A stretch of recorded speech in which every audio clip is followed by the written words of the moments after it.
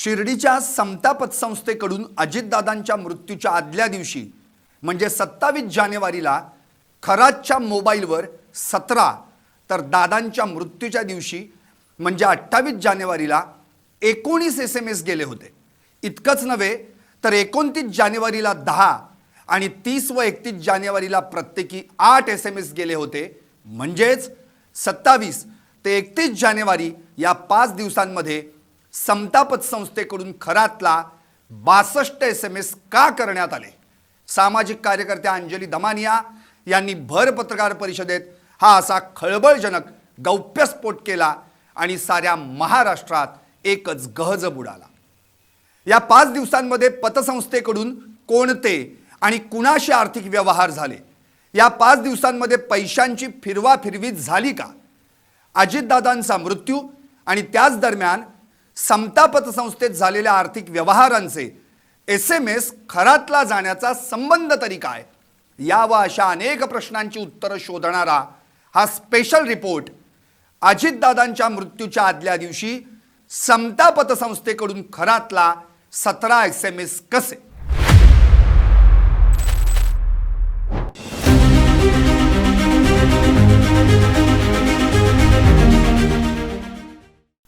नमस्कार, मी संदीप आणि आपण पाहताय LS मराठी। दमानिया अशा, दमानिया तशा, दमानियांनी अमुक केलं, दमानियांनी तमुक केलं, दमानियांकडे CDR आले कुठून, त्या स्वतःला रॉच्या एजंट समजतात का, फलाना फलाना फलाना, हे असे आरोप करणाऱ्यांना सडेतोड उत्तर देऊन दमानियांनी आज सर्वांनाच विचार करायला लावलाय। आजच्या पत्रकार परिषदेत खरात व समता पतसंस्थेच्या कनेक्शनचा संबंध थेट अजितदादांच्या मृत्यूशी जोडून दमानियांनी खळबळजनक गौप्यस्फोट केलाय। SIT कडून खरात आणि समता पतसंस्थेच्या आर्थिक व्यवहारांची चौकशी सुरू असतानाच आज दमानिया यांनी खरात व समता पतसंस्थेच्या कनेक्शनचा संबंध थेट अजितदादांच्या मृत्यूशी जोडल्यानं हे प्रकरण आता आणखी गुंतागुंतीचं होत चाललंय। क्लॉड नावाच्या AI सॉफ्टवेअरच्या माध्यमातून दमानिया यांनी खरातच्या मोबाईलची कॉल हिस्ट्री जाणून घेण्याचा प्रयत्न केला। त्यांना एका प्रायव्हेट डिटेक्टिव्हनं एक एक्सेल शीट त्यांच्या मोबाईलच्या व्हॉट्सअपवर पाठवलं आणि मग त्यांनी तेच एक्सेल शीट प्रत्यक्ष खरं की खोटं हे जाणून घेण्यासाठी या क्लॉड AI सॉफ्टवेअरचा वापर केला आणि ते पाहिल्यानंतर त्यांना धक्काच बसला। त्यांनी केलेला गौप्यस्फोट ऐकून साऱ्या महाराष्ट्रालाही धक्का बसला। समता पतसंस्थेकडून खरातला 1 एप्रिल 2025 ते 17 मार्च 2026 या काळात दर महिन्याला कधी 1, कधी 7 तर कधी 8 SMS म्हणजे मेसेज जायचे। पण अजितदादांच्या मृत्यूच्या आदल्या दिवशी म्हणजे 27 जानेवारीला खरातच्या मोबाईलवर 17 तर दादांच्या मृत्यूच्या दिवशी म्हणजे 28 जानेवारीला 19 SMS गेले होते।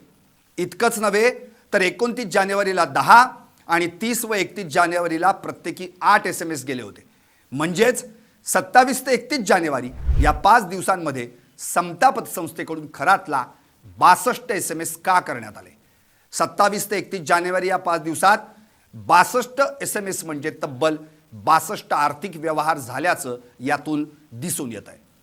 1986 साली कोपरगाव शिर्डी येथे स्थापन झालेली समता नागरी सहकारी पतसंस्था पूर्वी गोल्ड लोन आणि ठेवींसाठी परिचित होती।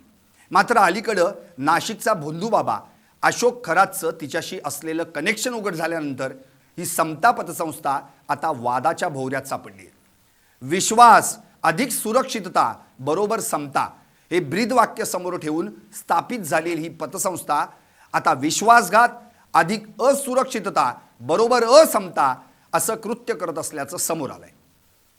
या पतसंस्थेत अशोक खरातची 100 बनावट खाती असल्याचंही उघड झालंय। खरात हा नॉमिनी म्हणजे वारस असलेल्या या खात्यांमधून सुमारे 60 कोटींचा व्यवहार झाल्याचा संशय आहे। ही रक्कम हवाला व्यवहारासाठी वापरली गेल्याची शक्यता देखील वर्तवण्यात येते। या बनावट खात्यांमधून फिरवण्यात आलेल्या 60 कोटींपैकी केवळ 35 लाख रुपये शिल्लक राहिलेत। त्यामुळे उरलेली रक्कम कुठं आणि कुणाच्या नावावर वर्ग केली गेली याचं उत्तर मिळणं अजून बाकी आहे। अजितदादा आपल्यातून जाऊन आज 2 महिने 8 दिवस झाले. अजितदादांचा अपघात झाला होता की तो घातपात होता, या प्रश्नाचं उत्तर आजही महाराष्ट्राला मिळालेलं नाहीये.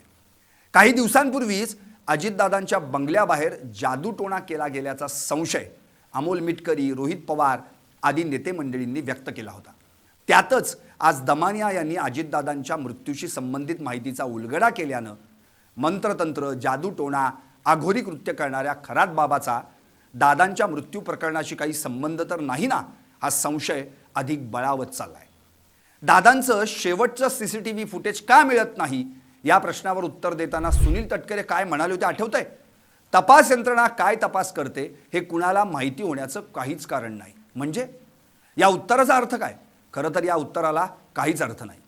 तिकडं दमानिया यांनी बाहेर काढलेला CDR आणि त्या CDRच्या प्रकरणावर बोलताना CDR कोणी लीक केले याचा तपास करण्यासाठी चौकशी केली जाईल असं मुख्यमंत्र्यांनी म्हटलंय. तर दुसरीकडं दमानिया प्रामाणिकपणे काम करतात, एखाद्या विषयात खोलात जाऊन काम करतात असं म्हणत फडणवीस यांच्या सुविद्य पत्नी अमृता फडणवीस यांनी दमानिया यांची एक प्रकारे पाठराखणच केली आहे. एकूणच काय तर खरात, समता पतसंस्थेचे संशयास्पद आर्थिक व्यवहार आणि अजितदादांचा मृत्यू या तिन्ही गोष्टींचं एकमेकांशी कनेक्शन काय हे आता संपूर्ण महाराष्ट्राला कळालंच पाहिजे. बोला, तुम्हाला काय वाटतं? व्हा व्यक्त आणि पाहत रहा LS मराठी फक्त.